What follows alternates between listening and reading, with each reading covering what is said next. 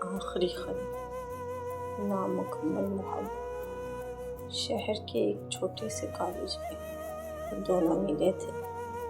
وہ خاموش سا لڑکا تھا اور وہ ہنستی ہوئی لڑکی۔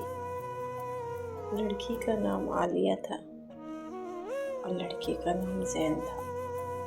زین زیادہ بولتا نہیں تھا، بس کتابوں میں کھویا رہتا تھا، اور عالیہ ہر بات پر ہنسنے والی لڑکی تھی، جیسے زندگی اس کے لیے آسان ہو۔ شروع میں دوستی ہوئی تھی، پھر روز کی باتیں ہونے لگی، پھر چائے کے چھوٹے وقفے، اور پھر وہ لمحہ آیا جب دونوں کو سمجھ نہیں آیا کہ دوستی کب محبت بن گئی۔ مگر پھر کہانی بدل گئی۔ زین کے گھر والوں نے اس کی شادی کری اور طے کر دی۔ زین نے عالیہ کو کچھ نہیں بتایا، بس خاموش سا ہو گیا۔ عالیہ کو لگا وہ بدل گیا ہے۔ ایک دن وہ کالج کے باغ میں بیٹھی تھی، تب زین وہاں آیا۔ اس نے پہلی بار کانپتی آواز میں کہا، میں تم سے کچھ کہنا چاہتا تھا، مگر وقت نہیں ملا۔ عالیہ ہلکا سا ہنس کر بولی، اب کیا کہنا رہ گیا ہے، تم تو پہلے ہی دور جا رہے ہو۔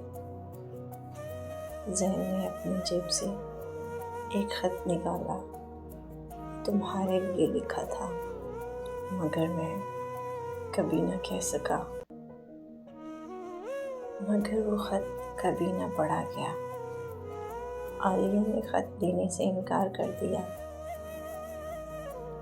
وہ صرف اتنا بولی، اگر سچی محبت ہوتی تو وقت کم نہیں پڑتا، اور وہاں سے چلی گئی۔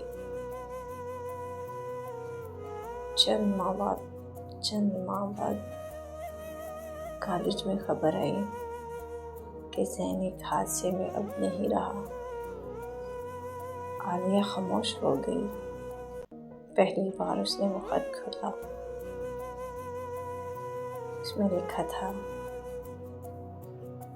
اگر تم یہ پڑھ رہی ہو تو شاید میں اب نہیں ہوں۔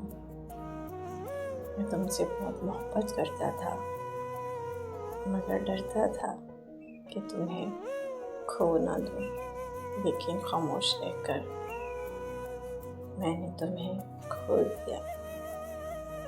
آخری منظر، عالیہ اسی باغ میں بیٹھی تھی جہاں وہ دونوں ملا کرتے تھے۔ ہوا آہستہ چل رہی تھی اور وہ خط اس کے ہاتھ میں تھا۔ وہ پہلی بار روئی اور دھیرے سے بولی، زین تم نے دیر کر دی، زین تم نے دیر کر دی۔